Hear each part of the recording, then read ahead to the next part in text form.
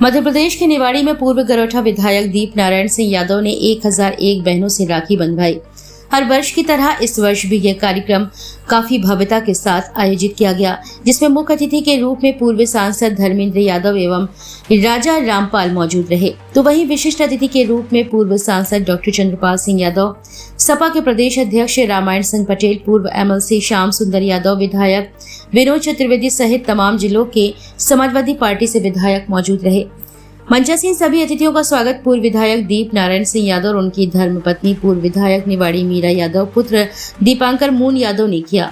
कार्यक्रम के दौरान मध्य प्रदेश, उत्तर प्रदेश व बुंदेलखंड के कई जिलों से आई हुई हजारों की तादाद में बहनों ने अपने भाई दीप नारायण को राखी बांधकर उनकी लंबी आयु की कामना की। तो वहीं दीपक ने भी अपनी बहनों को आजीवन रिश्ता बनाए रखते हुए उनकी सुरक्षा का वचन दिया है। साथ ही बहनों को उपहार देकर रक्षाबंधन पर्व की प्रथा को कायम रखा है। इस दौरान पूर्व विधायक दीप नारायण सिंह यादव ने कहा कि बहनों का सम्मान बरकरार रहेगा। हम राजनीति में रहें या फिर ना रहें, तुम्हारा हमारा रिश्ता बना रहेगा। उन्होंने कहा कि जब हम पर राजनीतिक प्रहार हुआ तब भी यही बहनें हमारे साथ हमारी मुसीबत में खड़ी रहीं। हमने कभी भी राजनीति के लिए अपनी बहनों का इस्तेमाल नहीं किया है, ना ही करेंगे। और जिस दिन सभी बहनों ने आशीर्वाद दे दिया तो सामने वाला भस्म हो जाएगा। इस दौरान मुख्य अतिथि धर्मेंद्र यादव ने भी भाजपा सरकार पर प्रहार करते हुए कहा कि इंडिया गठबंधन बन चुका है। 2024 में गठबंधन की सरकार बनेगी और भाजपा की सरकार हटेगी, क्योंकि बीजेपी के लोगों ने 2014 में जो वादे किए थे उन्हें पूरा नहीं किया है। महंगाई, बेरोजगारी के कारण जनता परेशान है। कार्यक्रम में समाजवादी पार्टी के तमाम जिलों के नेता मौजूद रहे। हमारे घर वाले हमारा मजाक उड़ा रहे हैं। मैंने कहा बहन गलती हो गई, अब तुम्हारा भाई जब तक जिंदा रहेगा तुम्हें जरूर बुलाएगा। उन्होंने कहा अपने कार के पहुंचने से हमारी इज्जत बढ़ती है।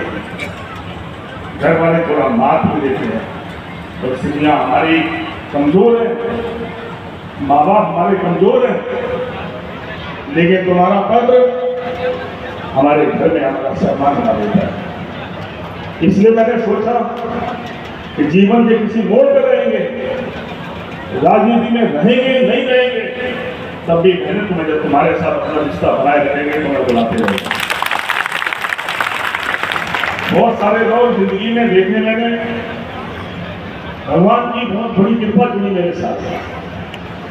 अच्छे साथी सहयोगी मिले, संरक्षक मिल गए, भगवान ने गुरुजन दे दिए, भगवान की सेवा में समर्पित संत मिल गए, जिनका आशीर्वाद जुड़ता चला गया और जो नहीं सोचा था जीवन में वो बातें चले गए।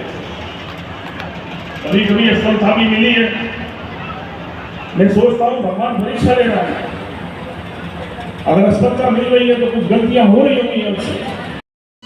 मैं बस यही कहूँगा कि सभी साथियों से जो आए हुए लोग हैं, जहाँ तक ये कार्यक्रम जा रहा है, ये हमारा बहन भाई का बहुत पवित्र रिश्ता है। इन परंपराओं को बनाए रखिए, चलाए रखिए, क्योंकि हम लोगों ने अपने जीवन में ये फील किया है।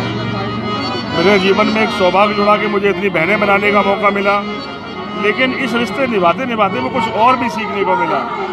मैंने महसूस किया, मेरी एक बहन ने, जो मैंने अपनी बात अभी अपने उद्बोधन में कही कि मेरा एक पत्र नहीं पहुंचा निमंत्रण का, उस बहन ने 2 दिन बाद आके रोकर हमको एक बात बताई कि भैया जब रक्षाबंधन के दिन आप नहीं पूछते हैं या नहीं निमंत्रण पहुंचता है तो हमारा ससुराल में मान घट जाता है, और जब आपका पत्र पहुंच जाता है तो हमारा मान बढ़ जाता है।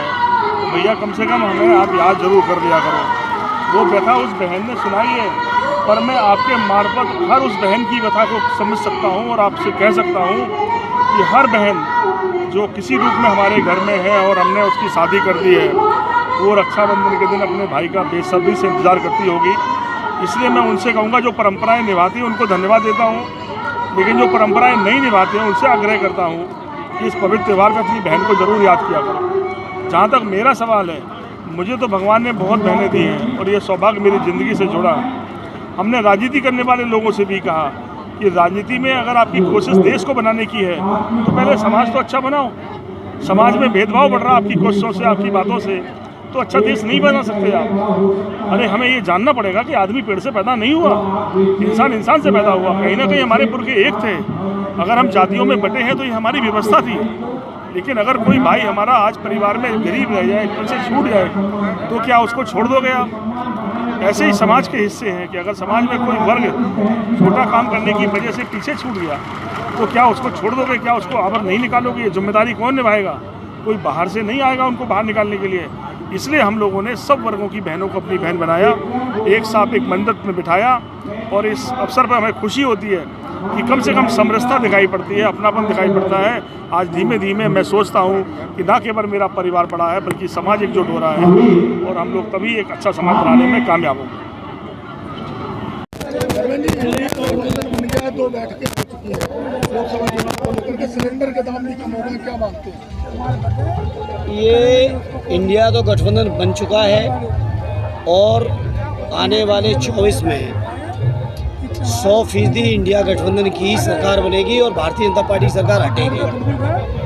और इसलिए भी हटेगी कि बीजेपी के लोगों से 2014-19 के जो किए हुए वादे हैं उन वादों पर कहीं खरे नहीं उतरे। बात हुई थी महंगाई घटाने की, महंगाई बढ़ी। बात हुई थी बेरोज़गारी घटाने की, बेरोज़गारी आज़ाद हिंदुस्तान में सबसे ज़्यादा बढ़ गई, महंगाई सबसे ज़्यादा बढ़ गई। बात बीजेपी के लोगों ने की थी कि स्विस बैंक से काला धन लाएंगे। आज 9 साल बाद बताएं कितना काला धन लाए। बीजेपी के लोग भ्रष्टाचार का मुद्दा बना के आए थे 14 के लोकसभा के चुनाव में। आज बीजेपी के लोग बताएं कितनों पे कार्रवाई हुई।